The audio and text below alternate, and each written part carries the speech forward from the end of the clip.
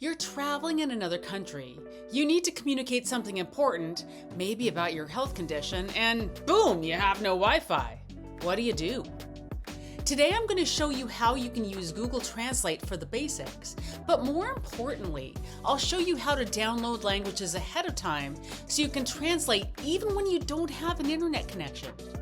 If you have a medical condition or an accessibility need, this is one of those simple things that takes just a few minutes to set up and can be incredibly useful when you need it most. If you're new here, hi, my name is Brooke, founder of I'm Outta Here Travel, where I make accessible travel as stress-free as possible.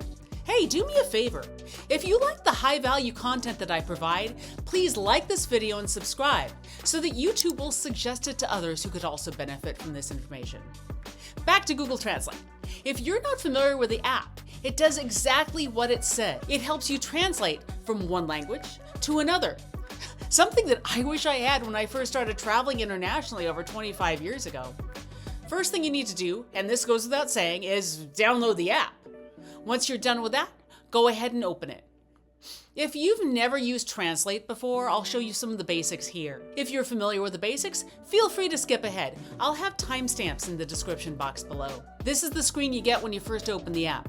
You see at the bottom that you can choose your beginning and target languages, and the arrow in between them allows you to toggle which direction. Yes, there is a reason I'm learning Turkish. That's a topic for another video.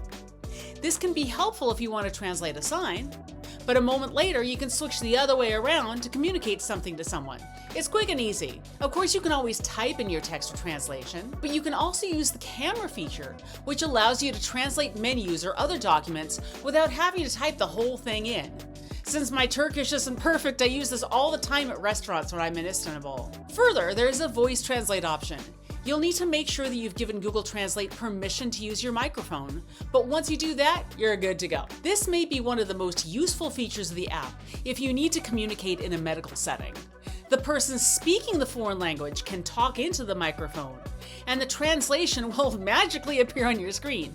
You can also toggle the language the other direction and speak into the phone in your language and ask that it be translated to their language. Now for the part that's the game changer for anyone who needs Translate access anywhere, anytime. This could be someone with a medical issue, an accessibility issue, or really anyone, right? You can download languages so that Google Translate can work without Wi-Fi. Super important point. I recommend that everyone does this download before traveling so you're not scrambling when you need it. The one caveat is that voice mode and camera mode are not guaranteed to work without an internet connection. Still though, being able to type into your phone and communicate with no common language is really brilliant. So like I said, before you travel or in somewhere with good reliable Wi-Fi, download your target language. Let's look at the steps. First, go to the upper right corner of the home screen of the app and click on your picture. Make sure you're logged in with your account and not someone else's, or else the language will not be in your account, it'll be in someone else's. You'll see downloaded languages in the list. Click on that. From there, you'll get a list of dozens of languages that you can download. Let's click on a language, Turkish, what a surprise for me, and see what happens. Now if you're asking, why don't I just download every single language onto my phone for offline use, right? That would be really convenient anytime. But you gotta keep in mind that each downloaded language takes up phone storage, so don't overdo it, just do what you need. You can see that with a little bit of pre-trip preparation, you can have a foreign language dictionary at your fingertips anytime. And if you're traveling with a medical condition or a mobility challenge, knowing that you can communicate even when you don't have Wi-Fi can give you an extra layer of confidence and peace of mind.